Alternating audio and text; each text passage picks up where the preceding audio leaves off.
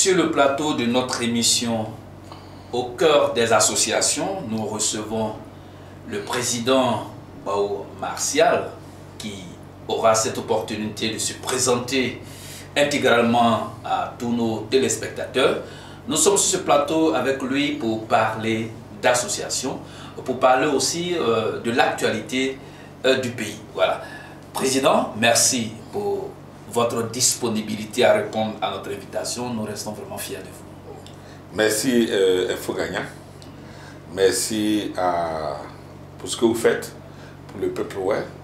Je pense que, comme il est de coutume, chaque année, nous avons l'occasion d'échanger avec vous pour parler de tout ce qui est association, notamment faire l'état des lieux de ce que nous avons fait sur l'année 2024 et par la suite avoir des projections pour 2025. Donc, pour démarrer cette interview, je me présente, je suis Ibé Martial Baou, comme vous le savez. Je suis le président de la mutuelle de Béouès-Biao. Je suis président de Béouès-Biao. Je suis membre fondateur de Mon Leader. Je suis aussi au Cuba. Je suis le porte-parole principal du Cuba et aussi le responsable de la commission en charge des projets et de la recherche des financements. Je pense que je suis un enfant des associations. Et je pense que là où il y a l'union, où les enfants se mettent ensemble, je dois faire partie de ce groupe-là. Merci, Président. Alors, ça ne nous surprend pas parce que lors d'une édition du groupe Info Gagnant, vous avez remporté le prix de meilleur acteur associatif. Oui, vraiment, je tiens à vous dire merci pour cela. Je pense que c'est un peu de la continuité de ce que vous faites, notamment valoriser tous ces cadres qui font en sorte de pouvoir faire bouger toutes ces associations qui sont créées. Je pense que, humblement, nous apportons notre pierre à l'édifice pour toutes ces organisations-là que nous pensons être des organisations nobles pour le peuple ouest. Aujourd'hui, je rappelle, toutes les interviews qui ont été faites avant ces années étaient faites soit à mon bureau ou dans des endroits. J'ai tenu cette année à venir au siège d'Info Gagnant au moins pour vous visiter et savoir exactement où vous êtes. Et cette interview est voulue dans votre siège pour que tout le peuple ouest sache que vous avez un siège et que tout le monde doit visiter ce siège pour vous soutenir. Merci, Président. En tout cas, c'est un honneur pour nous de ce que vous avez accepté vraiment de vous rendre à notre siège, qui vous permet de découvrir tout le travail que nous abattons modestement dans ce local. En tout cas, merci beaucoup pour ce déplacement effectué. D'accord, c'est à vous le merci aussi pour l'interview. Voilà, Président, vous allez regarder droit la caméra et saluer tout le peuple ouest en ouest. Et puis, évidemment, le peuple ouest ne vous a pas entendu à l'occasion de la nouvelle année 2025. C'est cette opportunité pour vous aussi, toujours en ouest, de souhaiter au peuple ouest vos vœux les plus chers. Merci Info Gagnant. Je pense que je manie bien ma langue, donc je n'ai pas de souci dans ce sens. Gouan Bloa, Gouan Wagnou, Abogla Kémon, ou la cavalier, mon pas au C, mon baoube, mon pas au 16 ans. Zonde à Paradita, à Djeboya, à Djeboya, descend, et blabo. Ouais, à Ablé, Yansia, Yesindi, développement en bon guerre, qui a moins au pas au sombo à Yadje. Mon pour à leader, ouais, au bas moi, ouais, on a au président la Savatra bon, au babayo djé, ouais, oya djiblé, quand il y a des points. Mon pour vous c'est, mon pour en désiré ou l'auto c'est. Mon pour ministre serait dossier. D'Obanoa et point, on est à Yoklou, on va voir en bas. À vous non, à vous vous donner, au bout tout, au vous soutenir non. Ouais, d'ordre à bon qui est à Yanadi, ouais, à Blois et Yamou. Mais, pour Yamadjao, son nom, si il y a 2025, on est année électorale. À Djiboyaso, des sangs, et blablabla. Non, il est soya noir. Gouayousan, des toindés, des gondidés, des gouayablois, à y tranquille, à y les songouais, nous en des soins pas au bodé, à y boyasso. Bien dit, merci Président pour cette maîtrise de la langue ouais. Voilà. Alors, Président, avant de continuer à échanger avec vous, nous allons suivre cette petite plage publicitaire et nous revenons sur notre plateau pour continuer notre Entretien avec le président Bao Martial.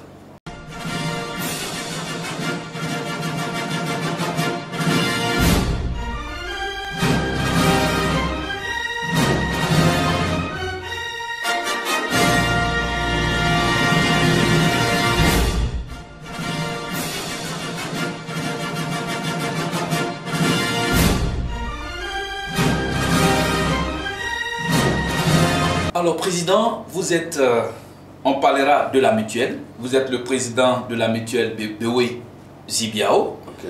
Et avant que vous ne soyez élu président de cette mutuelle, quels étaient les acquis du village avant votre arrivée?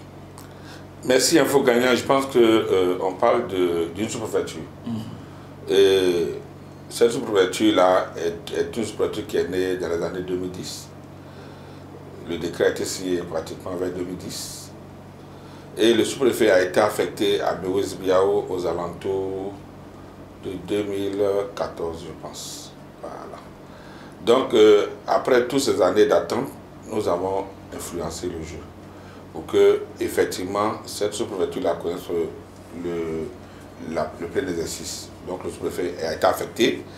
Je pense que Bewe Zibiao est une particularité. Il y a des cadres, beaucoup de cadres à Bewe Zibiao, qui ont toujours œuvré pour faire avancer notre cité, notre communauté. Et je les salue. Nous avons à notre tête notre aîné, Jésia Vincent Despaul, que nous avons de manière délibérée, et tout le village s'est mis d'accord là-dessus, pour le nommer comme étant le leader. Vous savez, un village doit avoir un repère. Le repère nous permet de pouvoir, chaque fois, ne pas perdre de vue l'objectif, qui est de s'unir autour de quelqu'un, pour pouvoir impulser le minimum de développement dans nos communautés. Bewe Zibiao ne fait pas l'exception et nous avons décidé de prendre ce chemin d'union pour que notre village vraiment puisse se développer. Avant notre accession, il y avait des difficultés. Vous savez bien que pendant la crise, notre village était électrifié. Et après la crise, il y a eu la destruction de l'électricité. Nous avons œuvré avec tous les autres cadres de Bewe Zibiao, avec à la tête Jésia Vincent Despaul, après plusieurs voyages, après plusieurs lobbying pour faire ramener l'électricité à Bewe Zibiao. C'est effectif aujourd'hui. À Bewe Zibiao, il y avait des problèmes au niveau du marché. Avec l'aide de Dieu et du sous-préfet, nous avons nettoyé ce marché. Nous avons fait revenir les commerçants et le jour du marché a changé. Aujourd'hui, c'est chaque samedi le marché. Ah, c'est sur votre mandat? Sous mon mandat. D'accord, vous et cela, aujourd'hui, le marché est une fierté pour la sous-préfecture de Bewe Zibiao. Il y a eu des acquis. Nous aussi, on a voulu amorcer un développement périn. Notamment une planification. Vous savez, sans planification, on ne peut pas faire de développement. Nous avons pris le chemin du ministère du Plan de Développement, qui est un projet très énorme pour la rédaction du plan directeur de chaque cité sur les 10 années, qui nous permet de planifier tous les éléments de développement. Bewe Zibiao, par la grâce de Dieu, a été inscrit dans ce lot. Parmi tant de villages, je pense que dans le Guémon, nous sommes autour de 2-3 villages qui ont emprunté ce chemin-là. Je peux dire, sans planification, il n'y a pas de développement. Nous avons signé l'accord avec le ministère du Plan de Développement et très bientôt, je pense que dans le mois d'ici la fin du mois de mars, ils seront à Bewe Zibiao pour visiter le village et finaliser notre plan de développement sur les 10 années à venir. Cela nous ouvre la porte à certains financements, à certains bailleurs pour apporter des éléments de développement. Nous avons opté dans ce plan en priorité un château d'eau qui va couvrir un peu tous les villages aux alentours, puisque nous sommes une sous-préfecture, et par la suite mettre en place un foyer tout équipé, qui nous permettra de pouvoir faire des formations pour notre jeunesse, pour les insérer dans la vie active et dans les AGR. Donc c'est un peu ce que nous faisons. Durant l'année écoulée aussi, nous avons obtenu un projet. Notamment, nous avons fait la pose de la première pierre de l'usine de conditionnement des vivriers pour Bewe Zibiao. Donc on a fait la pose de la première pierre. Le promoteur nous demande les plans du terrain que nous devons fournir d'ici la fin du mois de mars pour que les bailleurs puissent venir planter cette usine-là, qui nous permettra de pouvoir donner des semences à tous nos frères de la zone. Et par la suite, tout ce qu'ils produiront seront rachetés par l'usine et conditionnés pour qu'elles puissent être vendues sur le marché national et international. Voilà des acquis. Je pense aussi que durant cette année 2024, nous avons mis un point d'ordre, un point très important sur l'éducation. L'éducation, vous savez, nos jeunes frères, nos enfants qui sont au village, s'ils n'ont pas le minimum d'éducation, ça sera une base ratée. Donc nous avons pris à bras le corps toutes les difficultés de l'école.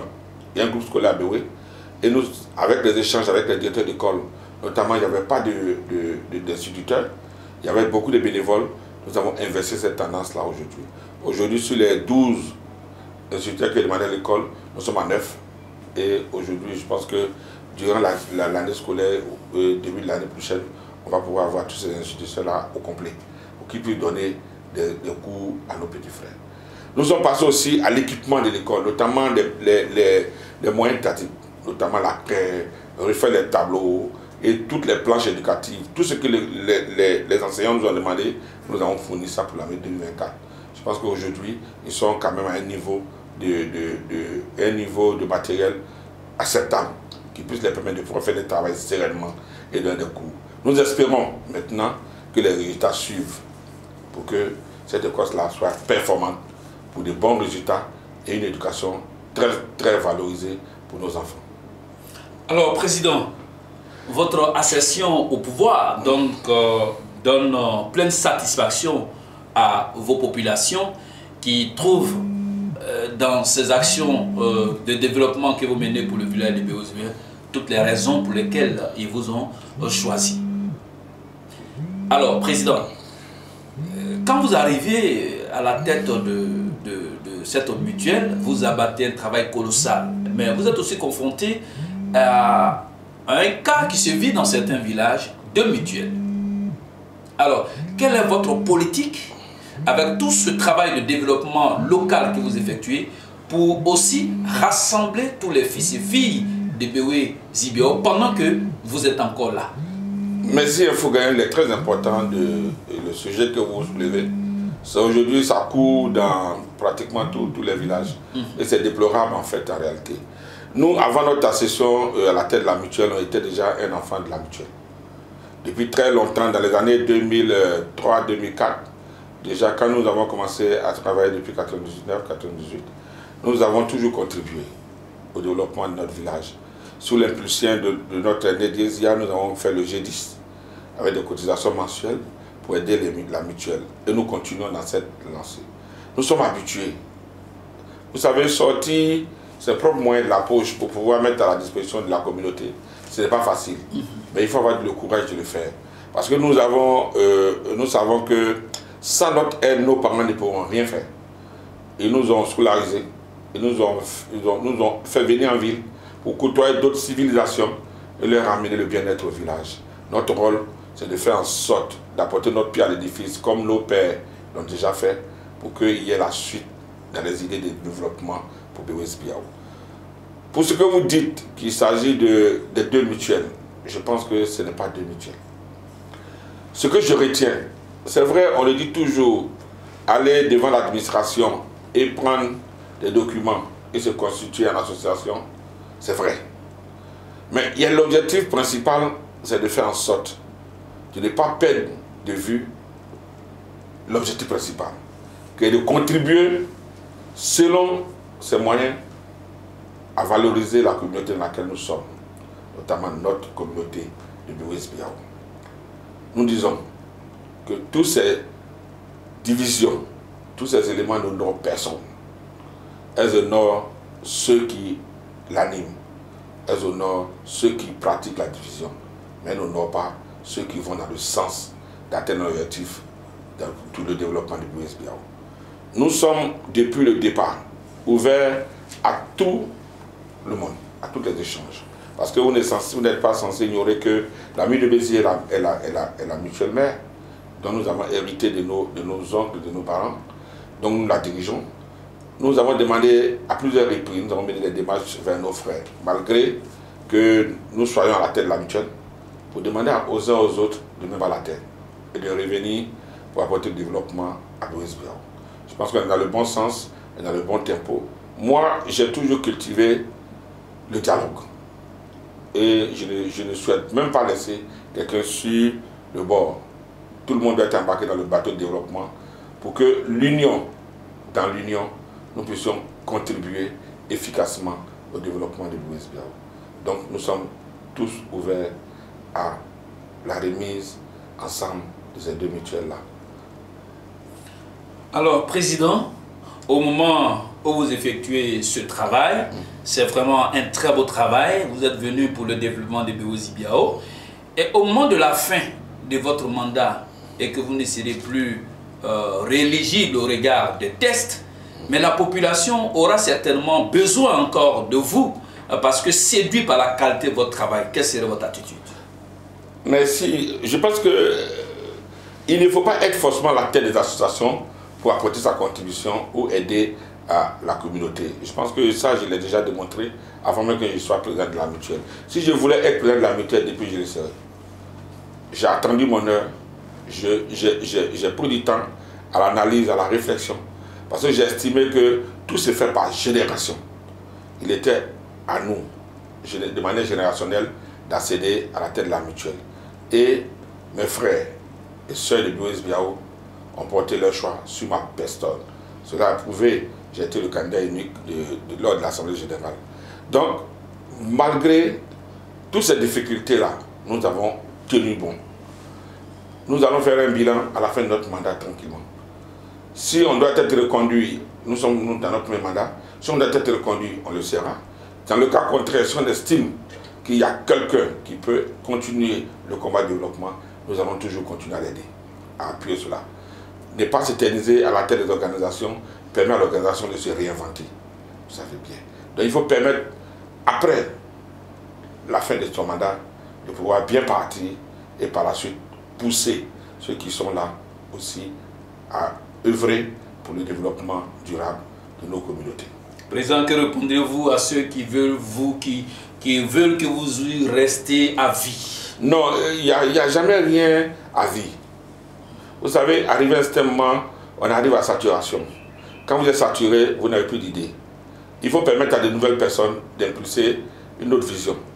À chaque organisation, à chaque étape d'une organisation, il faut toujours réinventer la vision et réorienter les choses, les tâches. Et ça, je suis pour cela. Quand tu as fait tes 3 ans, ou même tu as fait tes 6 ans que c'est fini, permets aux autres d'arriver, parce que je l'ai dit tout à l'heure, tout est générationnel. Il faut gérer les choses par génération. Il faut aussi aider les gens de la nouvelle génération à pouvoir apprendre et à pousser le développement. Si vous avez bien remarqué, j'ai mon jeune frère, Landry Oula, que vous connaissez bien, qui est aujourd'hui le vice-président-chef, qui était président de la jeunesse, aujourd'hui qui est le vice-président-chef de la mutuelle. Ce n'est pas fortuit. Il dirige cette mutuelle en second avec moi et les autres vice-présidents. C'est pour lui permettre de pouvoir apprendre à un autre niveau, de pouvoir se mettre à la posture de prendre la relève. Parce qu'il est important de préparer la relève. Il n'y a pas de génération spontanée. Préparer la relève permet d'avoir la continuité et la suite dans les idées. Donc c'est ce que nous faisons. Nous allons passer le flambeau très très prochainement pour que cette génération-là puisse aussi faire ses preuves.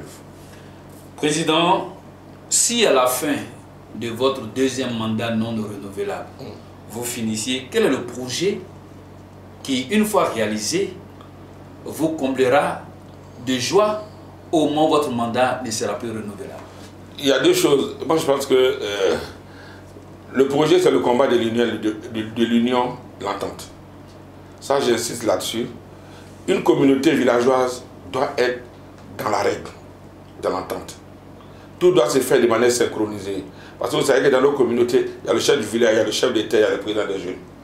Toutes ces valeurs-là doivent être respectées dans le village pour permettre d'avoir l'équilibre dans le fonctionnement du village. Ça, j'insiste là-dessus. Aujourd'hui, nous sommes une sous-préfecture. Nous avons le sous-préfet résident à Bois-Biao. Il incarne l'administration. Toute la communauté villageoise doit faire en sorte de pouvoir respecter les règles et faire en sorte de pouvoir l'épauler pour que nous puissions nous entendre et tirer le développement vers nous. Ça, c'est un premier élément que je pense très important pour moi. Parce que ça permet de pouvoir avoir la continuité même quand vous êtes en association. La deuxième chose, c'est de voir mon Bois-Biao rayonnant. C'est vrai, En 6 ans, on ne peut pas faire tout. Mais je veux que BOS Biao se dote du minimum d'infrastructures, surtout pour la jeunesse, l'éducation.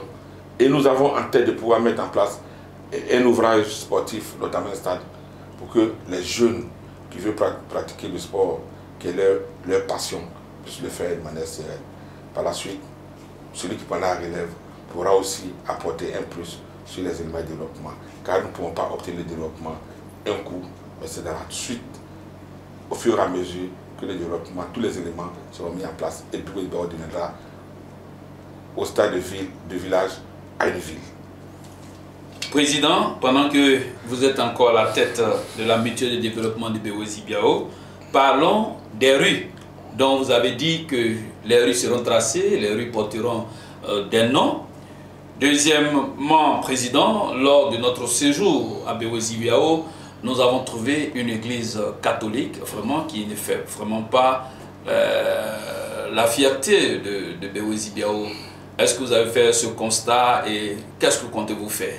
Bon, je dis déjà que merci au grand frère, à notre oncle, le leader Diezia, qui, il y a 2 mois, a fait venir une machine au village pour retracer toutes les rues de BOS Biao. Ça a été fait, retracer les rues. Cela a permis au village de pouvoir avoir un éclat et d'être un peu désenclavé sur certains côtés. Par la suite, pour l'église catholique, vous savez, c'est une communauté religieuse. Elle est autonome. C'est comme une association. Donc, nous ne pouvons que les encourager à pouvoir aller dans le sens de pouvoir s'établir l'église. Et le leader Diezi a fait partie de cette communauté-là. Je pense qu'il a donné un terrain et des moyens pour commencer à construire l'église catholique là au développement. Et très bientôt, vous allez voir l'édifice sortir de terre pour que cette communauté catholique-là puisse pratiquer leur religion dans les meilleures conditions. Président, la question de l'eau potable. L'eau potable, aujourd'hui, je vous ai dit tout à l'heure, nous étions en négociation avec le ministère du Plein Développement. Donc, dans cette phase-là, nous avons demandé un château d'eau pour qu'il y ait de l'eau courante dans tous les villages des villages environnants. Mais pour l'eau potable, à Béoué, il y a des pompes. Il y a déjà des pompes villageoises qui ont été déjà, nous-mêmes, on a eu à participer à la remise en état de certaines pompes pour que nos populations ne puissent pas aller prendre de l'eau partout. Mais l'eau potable, il y a de l'eau potable à BOS Biao aujourd'hui. Président, nous bouclons avec votre mandat à la tête de la mutuelle de développement de BOS Biao. Vous allez regarder la caméra et puis votre message à vos populations et votre message à la deuxième mutuelle. En ce jour très important du 6 mars 2025, je pense qu'il faut gagner. Vous me donnez l'occasion aujourd'hui de m'adresser à ma communauté de BOS Biao. Nous sommes arrivés à la tête de cette mutuelle, c'est pour nous, c'est pour l'union. C'est pour faire en sorte que tous les enfants de BOS Biao puissent contribuer au développement de BOS Biao. Je demande à toute la communauté de nous faire confiance, car nous savons que les attentes sont énormes, mais nous faisons ce que nous pouvons, selon la volonté de Dieu. Nous allons y arriver et nous allons faire le maximum pour que tout ce que vous avez besoin, le minimum, nous puissions l'apporter. Avec votre concours, avec votre soutien, avec dans l'ordre l'union, pour que nous puissions atteindre nos objectifs. Pour ce qui est de la MUDES, qui est la deuxième mutuelle, nous nous appelons au rassemblement autour de la MUDEBESI. Cette mutuelle, mais est notre mutuelle à tous. Personne ne peut exclure quelqu'un de cette mutuelle. C'est pour cela, dès notre ascension, malgré les difficultés, nous n'avons exclu personne de la plateforme de la mutuelle. Nous devons garder tous les membres. Nous estimons que c'est la mutuelle de BOS Biao, ce n'est pas notre mutuelle, de manière personnelle. Nous allons faire notre temps et puis une autre personne viendra pour continuer l'œuvre. Car cette mutuelle, nous avons hérité de nos aînés et nous devons la maintenir, nous devons la garder à l'état. Venez vous rassembler, venez, nous allons nous rassembler pour que BOS Biao puisse retrouver son éclat au plan de l'union. Quand on parle de division, cela ne nous honore pas. Nos parents n'ont jamais été divisés et si nous partons dans ce sens-là, l'histoire retiendra que nous avons failli. Aujourd'hui, soyons témoins de l'histoire dans l'union, l'entente et la solidarité. Merci, Président, c'est bien dit. Alors, Président, question d'ordre général au niveau des mutuelles et le peuple ouest. Alors, Président, quand vous jetez un regard sur le peuple ouest, qu'est-ce que justifie véritablement la création de 2 mutuelles, de 2 chefs de village, de 2 associations de jeunes? Alors, qu'est-ce qui provoque tout ça, Président, selon votre analyse? Bon, merci à Fogagnan. Je pense qu'il faut répartir un peu dans l'historique. Vous savez, le peuple ouest a été toujours un peuple démocrate. Démocrate en ce sens que il permet à toute personne de pouvoir s'exprimer. Et aujourd'hui, avec l'avènement de la politique, les uns et les autres, ça donne à la division. Vous savez bien.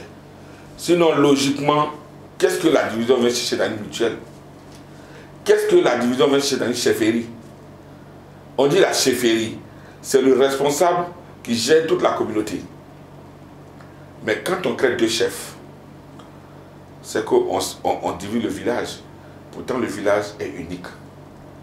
Cela ne nous honore pas. Cela ne nous honore pas. Que les uns et les autres fassent en sorte que l'objectif de vivre ensemble soit un élément catalyseur pour chacun et donner une orientation d'union à nos villages. Parler de la même voix nous apporte toujours du bonheur, mais parler à 2 voix et dans la division nous apporte toujours du malheur. Faisons en sorte, peuple ouest, que la division politique ne nous atteigne pas dans la communauté, surtout dans la communauté, car la communauté villageoise a besoin de sérénité, a besoin d'orientation. Nous qui sommes leurs enfants, qui sommes en ville, n'allons pas au village pour diviser nos parents. Accordons-nous sur le minimum, car la communauté nous regarde. Ils ont besoin de notre soutien et des grandes orientations qui viennent de nous pour que la politique ne les divise pas. Car nous sommes le socle et les oreilles et les yeux de cette communauté-là. Nous savons ce qui est bon pour elle. Nous devons faire en sorte de ne pas les diviser. Président, si la politique est l'un des éléments qui doivent être à la base de la division entre les fils et filles du peuple ouest, ce qui veut dire que la notion de la politique est mal aperçue en pays ouest. Bon, ce n'est pas seulement un pays ouest. Vous savez, c'est un peu l'état de tout le pays. La Côte d'Ivoire dans sa globalité. Vous savez, là où vivent plusieurs communautés, il y a toujours des petits soucis. Mais il faut que nous tous, Ivoiriens, nous nous rassemblons autour d'un idéal. Aujourd'hui, notre idéal, c'est quoi? C'est la mère patrie, qui est la Côte d'Ivoire. Si tout le monde se met en tête que le plus important pour chacun, c'est de maintenir l'équilibre, la paix, la tranquillité dans ce pays sur lequel nous sommes, chacun comprendra à un moment donné que la division ne doit pas avoir sa place, malgré la politique. La politique, on l'a fait pour le bien-être des populations. Mais si ces populations-là, vous allez encore les diviser, quel bien-être vous aurez à leur donner? Parce que chaque fois que vous allez aller vers eux, ils auront toujours des sons discordants. Et malgré tous vos efforts, vous n'allez jamais réussir à faire en sorte que cette communauté profite largement de la politique. Donc, ces facteurs-là, je pense que c'est des facteurs que nous devons bannir de nos communautés. Et nous autres, nous devons faire la politique autrement. Permettre à nos parents aussi impulser la démocratie. Il ne faut pas imposer ton parti politique à nos parents. Chacun doit être libre de choisir quand il est l'heure de choisir. Et quand on a choisi, tout le monde doit être capable de pouvoir soutenir celui qui a été choisi pour nous diriger. C'est ça aussi la démocratie, il faut respecter. Président, vous êtes fils et cadre de Bewezi Biao, mais vous aussi, vous êtes un fils et cadre du département de Bangolo. Oui. Le développement à Bangolo, votre regard? Nous savons que notre département Bangolo a 98 villages environ, avec 9 sous-préfectures, très éloignées. Notre besoin, aujourd'hui, nous sommes dans une zone forestière. Donc, notre besoin premier, c'est les ouvertures de voies pour une libre circulation des produits agricoles qui sortent de cette zone. Mais malheureusement, la zone forestière est difficile. Malgré tous les efforts de reprofilage, on a toujours des débordements d'eau et les routes se gâtent forcément en saison pluvieuse. Ça, c'est un manque. Nous avons des villages qui sont très éloignés des écoles. Aujourd'hui, malgré tous les efforts qui sont faits, on ne pourra pas combler tout ce déficit-là. Le déficit est énorme. Mais, il y a un début. Toute chose a un début. Je pense que les efforts sont faits actuellement avec le président du conseil régional, qui essaie un tant soit peu de pouvoir toucher tous les 4 départements du Guémon, en infrastructure sanitaire, éducative et routière. Mais, vous savez, les ressources de l'État sont minimes. Il faut se réinventer. Il faut trouver d'autres sources de financement pour aider ce conseil régional-là à pouvoir impulser le développement véritable pour nos 4 départements. Je ne me singularise pas à Bangolo parce que je pense que l'acteur de développement principal, c'est la région. Président, Bangolo est chez vous. Oui. Pour un Bangolo développé, Oui.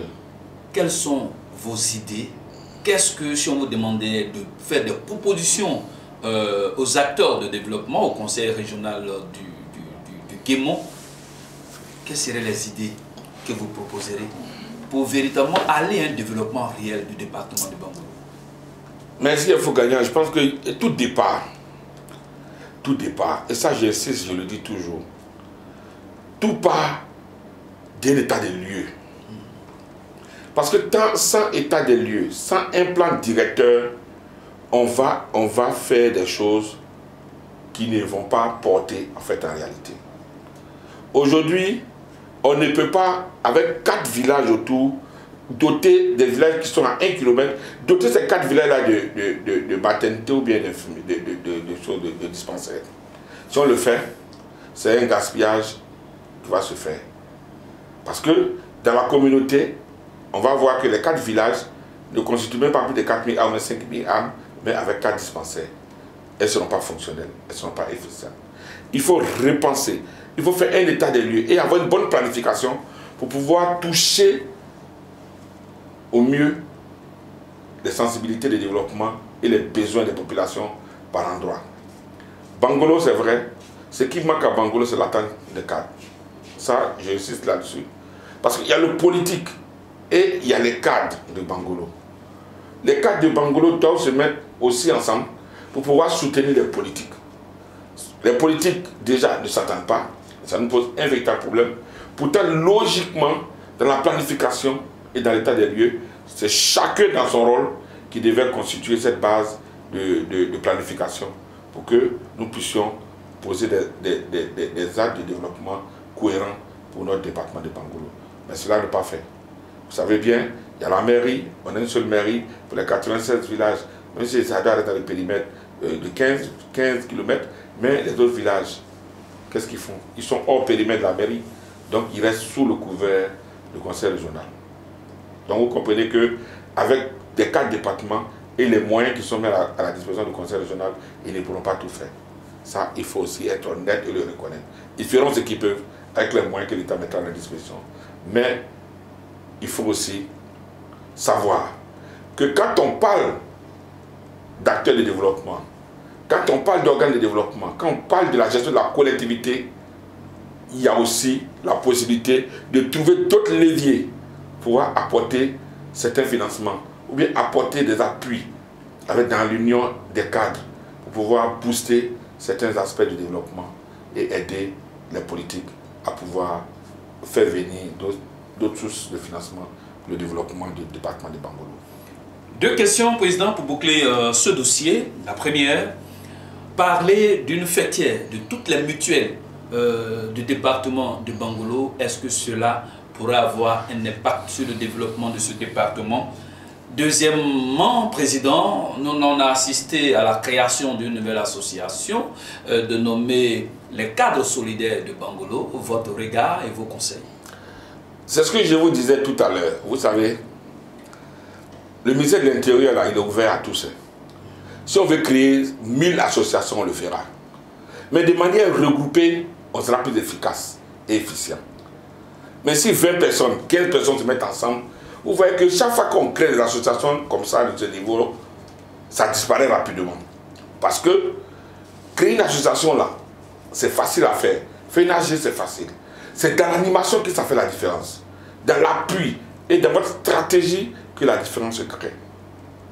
Sinon, au ministère de l'Intérieur, il y a des milliers d'associations créées qui n'ont pas fonctionné. Est-ce que, parce que j'estime que l'association qui est là, le dirigeant qui est là, il ne fait pas mon affaire, donc je sors de là, je vais créer une association? Non. Il y a des leviers. Si on est vraiment des enfants d'association, on doit être capable de dire, ok, cette association-là, elle m'intéresse, parce que la vision m'intéresse. Mais si d'aventure, cette vision est galvaudée par celui qui la dirige, j'ai les moyens de faire changer les choses en étant interne. Puisque tu as les leviers pour faire changer les choses en étant interne. Vous savez, on est en association. Et il y a les leviers pour faire changer les choses en interne. Moi, je suis pour le fait d'avoir la contradiction en interne que d'aller créer d'autres associations. Parce que quand on est ensemble, on est plus fort. Mais quand on est dans un groupuscule, on n'atteint jamais l'objectif. Donc, les associations peuvent se créer à tout moment. Mais quel est l'objectif final? C'est de faire en sorte de trouver les possibilités pour pouvoir aider notre communauté. Si c'est dans ce sens, moi je n'ai pas de problème. Mais dans le cas contraire, je vous exhorte tous, enfants et cadres de Bangolo, à pouvoir se mettre, à pouvoir faire en sorte qu'on soit autour des cadres de Bangolo, qui a une force aujourd'hui pour pouvoir booster le développement et aider nos politiques. Président, vous avez fait votre entrée solennelle au niveau du Cuba. Alors, qu'est-ce qu'on retient?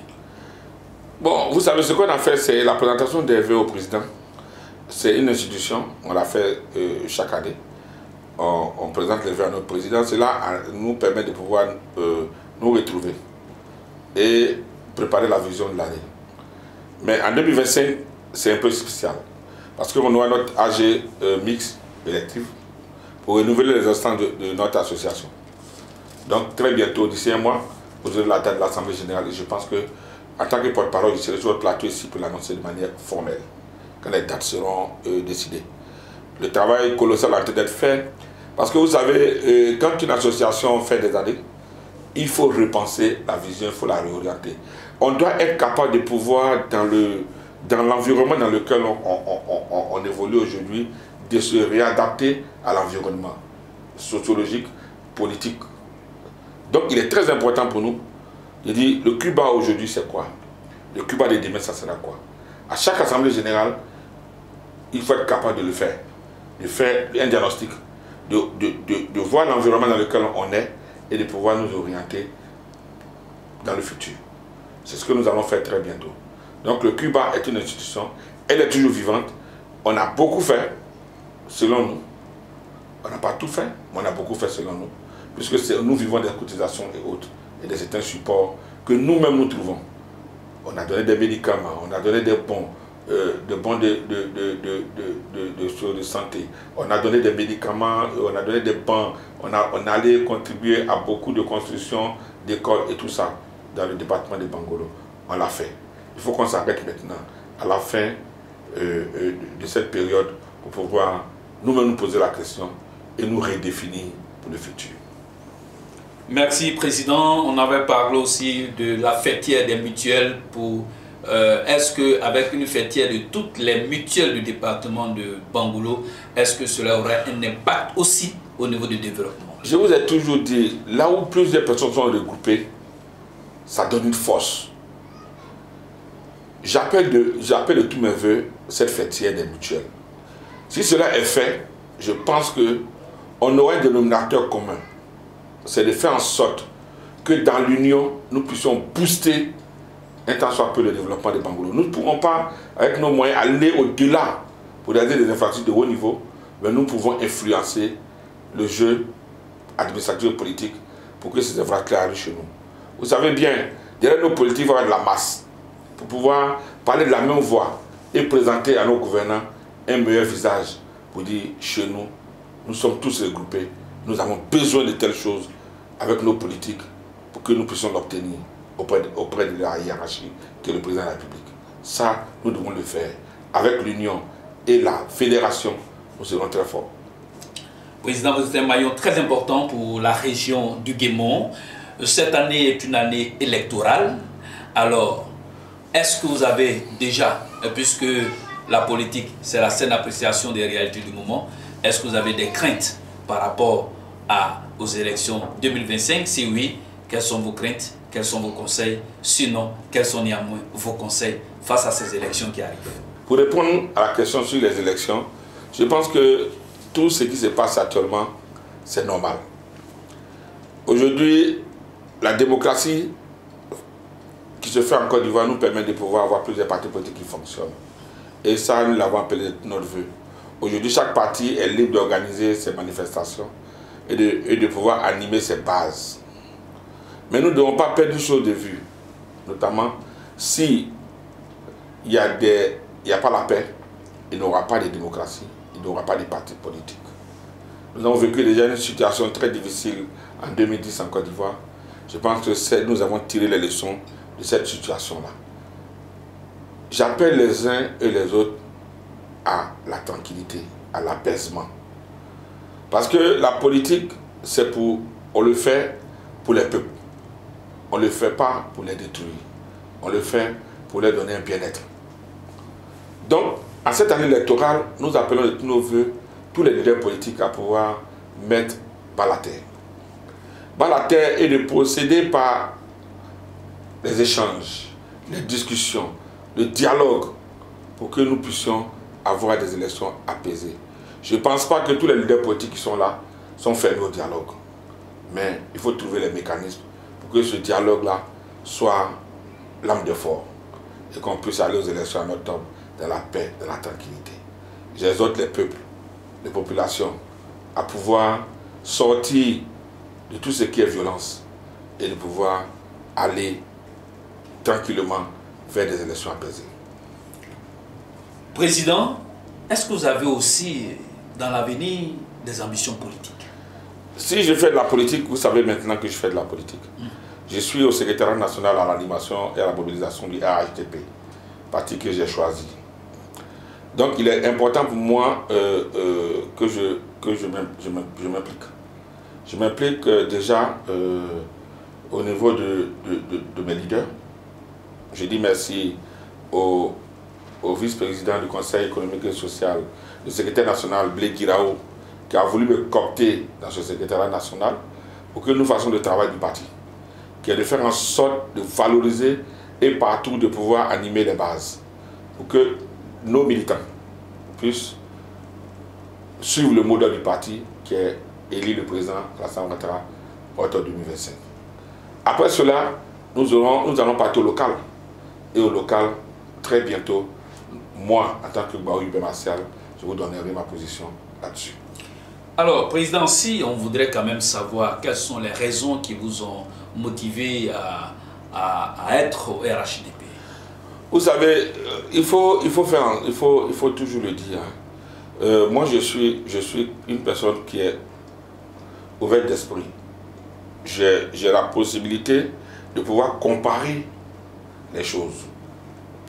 Il y a un bon travail qui est fait par le président Ouattara, notamment doter la Côte d'Ivoire d'infrastructures, doter la Côte d'Ivoire de systèmes de sécurité, faire en sorte que les populations se sentent en sécurité, faire en sorte que tous ceux qui vivent en Côte d'Ivoire se sentent bien et faire revenir la Côte d'Ivoire, notre pays, sur le Conseil des Nations. C'est vrai, il y a le travail qui a été fait. Il ne peut pas faire tout en 15 ans, mais déjà, disons merci au président Ouattara pour les acquis qu'il a donnés à la Côte d'Ivoire. Ces acquis-là appartiennent à tous les Ivoiriens, pas forcément aux militants du RHDP, mais tous les Ivoiriens doivent en profiter, car il est le président de la République de tous les Ivoiriens, il n'est pas le président de la République du RHDP uniquement. Tout le monde en profite et je pense que nous devons lui dire merci. Lui dire merci, c'est de l'accompagner sereinement dans son deuxième mandat de la deuxième République. Vous comprenez? Pour que le reste du boulot, selon le plan national de développement qui a été mis en place, il puisse le terminer et tranquillement aller se reposer et passer la relève à la jeune génération. Président, nous sommes à la fin de cette émission. Nous tenons à vous dire grand merci pour votre brillant passage sur notre plateau. Vous avez la parole, Président, pour vos derniers mots. Mon dernier mot va vers vous. Il faut gagner. Je pense que ce que vous faites pour le peuple ouest est très important. Vous savez, la communication, c'est l'arme la plus fatale. Mal communiquer, peut entraîner des crises. Mais bien communiquer peut apporter la tranquillité et peut apporter la confiance à un peuple. Aujourd'hui, avec l'avènement des réseaux sociaux, tout s'est dit, tout se voit. Et vous avez choisi d'être un organe autonome, un organe indépendant qui reçoit tout le monde. Je pense que je vous encourage à continuer dans ce sens. À tout le peuple ouest, je suis votre fils. Je pense que ces moments-là sont des moments très importants que je partage chaque année avec vous. Que Dieu Tout-Puissant fasse en sorte que ce peuple dont je suis issu soit un peuple prospère, tranquille, uni, pour que ceux qui nous dirigent aujourd'hui regardent ce peuple autrement, dans la confiance, la dignité. Je vous remercie. Population des régions du Guémon et du Kabali, nous avons été très heureux de recevoir sur ce plateau un digne fils du peuple ouest, jeune cadre de la région et non des moindres, véritable acteur de développement, homme de conviction et de grandes idées. Nous avons reçu le président Bao Martial et comme vous et moi, nous avons été très heureux de son passage sur ce plateau. Nous sommes à la prochaine.